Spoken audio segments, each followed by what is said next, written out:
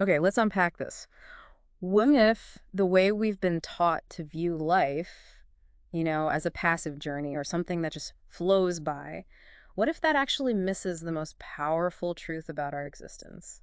We hear it constantly, don't we? Go with the flow, life's a journey. It kind of positions us as, well, passengers, just carried along. Right, passively, like they don't really have the steering wheel. Exactly. But what if life isn't about simply passing through time at all? What if it's something much more dynamic, something you actively shape every single day? That's a big shift in perspective right there. It is, and today we're doing a deep dive into an ancient Korean philosophy that could radically reframe how you understand your own existence and your choices. Get ready, because this perspective, well, it's truly transformative. And welcome, everyone, to the deep dive. This is where we dig through, a whole stack of sources, philosophies, research, you name it, to pull out those really valuable insights. Yeah, the stuff that matters. Exactly. Our mission is to get you that powerful knowledge. But quickly, make it engaging, maybe a few surprising facts thrown in. We want to explore ideas that go beyond the surface level. Deeper wisdom. That's it. Yeah. And the insights today come from this beautiful Korean reflection on life. It really challenges how we see our daily experience. How so? Well, instead of life being this, straight line forward or just flowing along, this wisdom says it's constant, an active process. Active how? Conscious construction and deconstruction, building and unbuilding, filling and emptying. Filling and emptying. Okay. It's a lens, really. A way to look at every decision, every interaction, even quiet moments. Okay, so let's go back to that common belief we mentioned. The idea that life just flows by or time is a river. We all kind of accept it. It's the default setting almost. It is. And it paints this picture of a passive experience. Things happen to us. And maybe there's some comfort in that. Like it lets us off the hook a bit. Take the pressure off, maybe. Maybe. But here's where it gets really interesting. This Korean philosophy offers this completely radical alternative. Life isn't flowing. Life is filling and emptying. Pause on that. Filling and emptying. Yeah, think about that. Instead of being carried along, imagine your life is, I don't know, a container, a vessel. Yeah. And you consciously decide what goes in. What you fill it with. Right, your attention, your energy, your time, values, relationships, all of it. And, just as vital, what you deliberately choose to empty out. The emptying part. That's key, too. It completely shifts you from being a passive observer to, well, an active participant, doesn't it? Precisely. And it's not just, poetic language. It describes a fundamentally different relationship with your day-to-day. Okay. When you wake up, you're not just drifting into your schedule or what emails demand. You are actively choosing what you'll allow to fill your day. Your mind, your spirit. You're making choices from the get-go. Exactly. And there's a core quote that really captures this power. What you fill determines the results. What you empty determines the value. Ooh, say that again. What you fill determines the results. What you empty determines the value. Wow. Okay. The emptying creates the value. That's counterintuitive for a lot of us, I think. It really is. And to make this concrete, the source gives this great personal example. Imagine someone, maybe for years, just filling their life relentlessly. How? Like busy all the time. Yeah. Endless podcasts, non-stop social media feeds, a calendar crammed with networking, meetings, commitments. You know the drill. Oh, I know it well. Trying to absorb everything. Right. The intention was good growth, connection, staying informed. They thought more input, more activity equals a richer life. Sounds exhausting. And it was. The result. Burnout, a scattered mind, this nagging feeling of just unfocused busyness. Lots of activity, but not much deep fulfillment. Been there. So then came the shift. A conscious effort to empty. Deleting social media apps, like really deleting them. Brave move. Saying no to things that didn't truly resonate. Creating actual white space on the calendar. Seeking out silence. And what happened? The things they did choose to fill their life with suddenly became richer. More valuable. Like what? A deep conversation with one friend instead of shadow chats with 10. Focused work on one meaningful project. Quiet reflection. Reading one book, really reading it. Ah, the quality went up because the quantity went down. Exactly. The value soared. Not by adding more, but by taking things away. It totally changed their idea of abundance. So the question for you listening is, what are you filling your life with right now? And maybe the deeper question is, what might you need to consciously empty out? What resistance comes up when you think about that?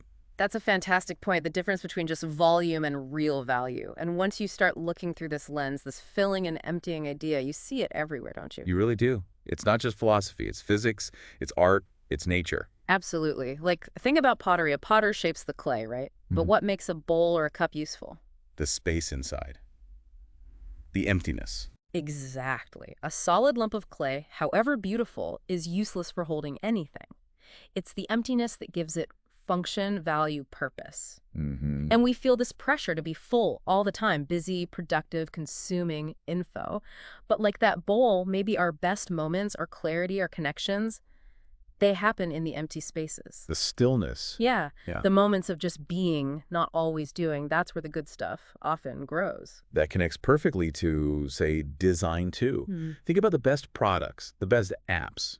Are they the ones crammed with every single possible feature? Usually not. They're often the simplest. Right. Companies like Apple, they mastered this art of emptying, stripping away the non-essential, simplifying interfaces. Taking things away made them more valuable. Precisely. Their genius is often in the removal, the elimination of clutter. That emptiness, that clean design, isn't a void. Yeah. It's purposeful space. It guides you. It enhances the experience. That makes sense. Or look at Japanese garden design. Those serene spaces, they aren't usually about packing in as many plants as possible. No, there's often a lot of space. Gravel, moss. Intentional negative space. That emptiness isn't lack. It's a core design element. It creates balance, harmony. It lets your mind rest and appreciate what is there. The space itself is beautiful. So the not there is as important as they're there. Sometimes more so. Wow. Oh. Okay, and maybe the most fundamental example, the one that's happening right now for all of us, breathing. Ah, yes, the ultimate rhythm. Inhale, that's filling. Exhale, that's emptying. It's this constant cycle keeping us alive. Can't have one without the other. Exactly. Try only inhaling or only exhaling. It doesn't work. Life needs both, the taking in and the letting go, actively. It's so simple, but so profound when you apply it to life beyond just air. Right. So here's my question for you listening right now. Are you breathing properly with your life? Are you consciously inhaling what nourishes you, the good stuff, the joy, the growth? It just as consciously exhaling what no longer serves you, the old worries, draining tasks, unhelpful thoughts. Are you holding your breath? Just taking in, or maybe exhaling so much you feel totally depleted. That balance, it's everything. And this really leads us to the deeper truth in this philosophy, doesn't it? About what this process reveals. What's that? The text suggests that through this cycle of filling and emptying, we actually start to discover what is most precious to ourselves. Yeah, so it's not just about managing busyness, it's about self-discovery. Exactly. It's not about following someone else's map. It's an excavation. You're digging down to find your own truth, what genuinely matters to you at your core.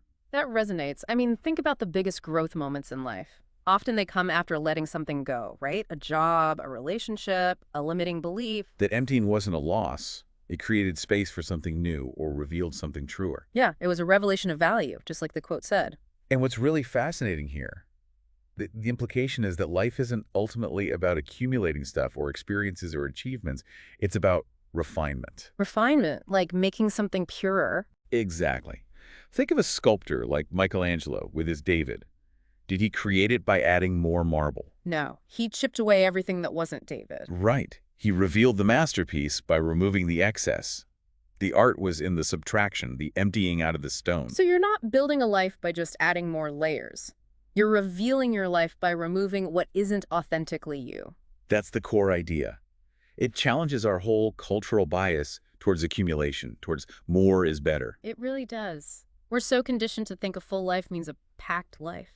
But this philosophy suggests maybe your truest self, your real potential, is already there. It just needs the inessential stuff chipped away so it can emerge. That's a powerful thought. It is. And it requires discernment, figuring out what is truly you, what aligns with your values, your purpose, and then having the courage to let go of the rest. Which is tough, especially with social media constantly yelling, more, more, more. FOMO is real. Very real. The fear of missing out, the belief that more stuff or more doing equals more happiness. It's a strong current. But this invites us to consider, what if fulfillment comes from fewer things, but deeper engagement? Qualitative richness over quantitative overload. You got it. So I've been thinking about this a lot. modern life trains us for constant activity, constant consumption. That's what a full life looks like online anyway. Right, the highlight reel. But what if real wisdom is knowing what to say no to? What if fulfillment isn't about the sheer volume, but the quality of what's left after you've intentionally cleared things out? And the philosophy gives this beautiful final image. Life like brewing tea. Oh, I like that. You don't just dump everything in the pot, right? The art is in careful selection. The right leaves, pure water, the right temperature. What you include matters. And just as important. As what you exclude. Impurities, distractions, not letting it steep too long or not long enough. The whole process, the patience, the intention that is the refinement. Yeah. Letting the true essence come through. Avoiding the bitterness. Yeah. Allowing the flavor. Exactly. So the question becomes, what would your life look like if you approached it like a tea ceremony? What would you carefully include? What would you deliberately leave out? What needs time to steep? What needs to be removed? That's a beautiful, practical way to think about it. Okay, so theory is great, but how do we actually do this? How do we move from, oh, that's interesting, to actually living this way?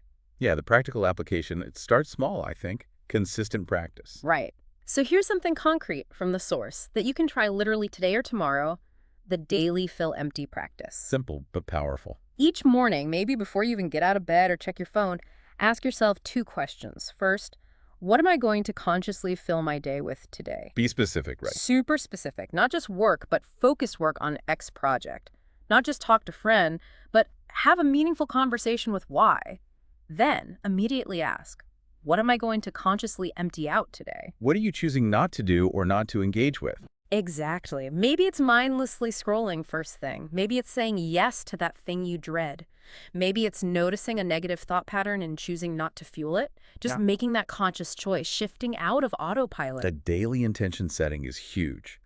And you can build on that with, say, the weekly audit. Okay, what's that? Maybe every Sunday, just take 10 minutes, look back at the week, ask, what did I fill my time with that actually brought value, energy, joy? Get specific. Celebrate the good stuff. Yeah. And then the other side, what did I fill my time with that didn't serve me? What drained me, distracted me, felt like wasted energy? Be honest with yourself. Totally honest, but without judgment. It's just data. Okay, I spent 5 hours doom scrolling, or I worried for 3 hours about X. Noticing is the first step. Then you use that data to plan the emptying for the next week.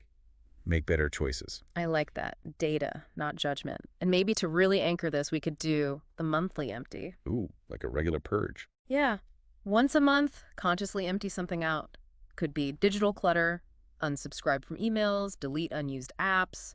Could be physical clear out clothes you never wear. Could be commitments too. Reviewing your schedule. Definitely. Politely bowing out of something that's no longer aligned. Or even mental stuff, consciously letting go of an old grudge or a belief that holds you back, and just notice the feeling. What does it feel like to empty? Yeah, it's usually relief, isn't it? Lightness, space, not loss. That's a great point. We fear loss, but often find relief. Maybe we could even add the seasonal pruning. Like less frequent but bigger picture. Exactly. Nature does it, right? Yeah. Sheds leaves in autumn, maybe quarterly or twice a year. Look at the bigger branches of your life. It's like major relationships, long-term projects. Deeply ingrained habits, things that need a more considered emptying. It makes space for really significant new growth, letting go of whole branches so the tree can thrive. Okay, so daily intention, weekly review, monthly purge, seasonal pruning. That feels like a really practical framework. Makes it actionable. So here's my challenge to you listening, just for the next 24 hours. Try it. Approach your life as this conscious act of filling and emptying. Every decision, big or small. What will you choose to fill tomorrow with? Your attention, your energy, your actions. And what will you deliberately choose to empty out? Distractions, negativity, old habits. Just observe what happens. See how it feels. Notice the shift. Right. So before we wrap up, just this final thought to leave you with. Your life, it isn't just happening to you. No. It's being created by you. Every moment. Through these choices, what you fill your existence with and what you empty out. You're doing it anyway. You're doing it anyway. The question isn't whether you're making these choices, you are. The real question, the profound one is, are you making them intentionally? Are you the artist consciously shaping your life, carefully curating your masterpiece? Or are you just letting the currents pull you along? Life isn't a flow, it's an art. And you, our listener, You are the artist, Keep exploring, keep questioning. and keep refining that magnificent masterpiece.